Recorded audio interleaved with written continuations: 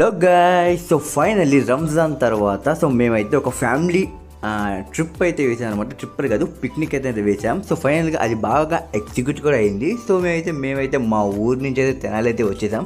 So అక్కడి నుంచి విజయవాడ వెళ్ళడానికి తెనాలిలో అయితే విజయవాడ టికెట్స్ అయితే 3 అయితే తీసుకున్నాం. సో తీసుకున్న తర్వాత ట్రైన్ అయితే వచ్చేసింది. ట్రైన్ అయితే ఎక్కేసిన తర్వాత విజయవాడ స్టేషన్లో అయితే మేమైతే ల్యాండ్ అయిపోయాం. సో ఇక్కడ మా అంకుల్ అయితే మా కోసం వెయిట్ చేస్తున్నారు మాకు రిసీవ్ చేసుకోవడానికి.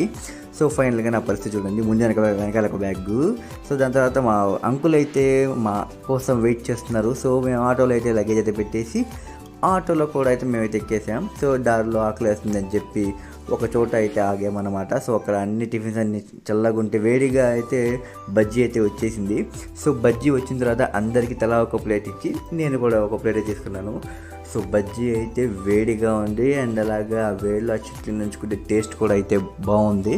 సో ఫైనల్గా మేమైతే భవానీ ఐలాండ్కి అయితే వచ్చేసాం అనమాట. సో ఎంట్రీ టికెట్ కూడా తీసుకున్నాం. 10 రూపీస్, 10 మెంబర్స్కి 100 రూపీస్ అయితే వేయింది. సో ఇక్కడ మేమైతే వచ్చిన గంట తర్వాత మా ఫ్యామిలీ మెంబర్స్ అందరూ అయితే గ్యాదర్ అయ్యారు. సో ఇక్కడి నుంచి షిప్లో మేమైతే భవానీ ఐలాండ్కి అయితే వెళ్ళాలి.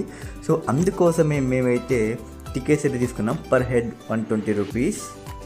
సో ఫైనల్గా టికెట్స్ అయితే తీసేసుకొని మేమైతే బోట్ కోసం వెయిట్ చేస్తున్నాం. సో ఫైనల్లీ ఆ బోట్ అయితే వచ్చేసిన తర్వాత చూడండి, మా వాళ్ళందరూ అయితే బోట్లో అయితే ఎక్కుతున్నారు.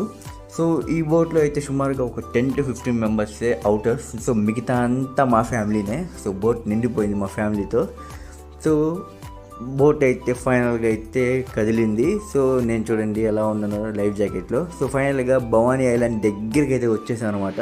సో వచ్చేసిన తర్వాత ఐలాండ్లో అయితే ఫస్ట్ ల్యాండ్ నేనే అయ్యాను అనమాట బోట్లో నుంచి. సో అందరినీ అయితే వీడియో తీస్తున్నాను వచ్చిన వాళ్ళందరినీ. సో మేము ఐలాండ్ ఇంకేం చేసామో తర్వాత వీడియోలో మీరైతే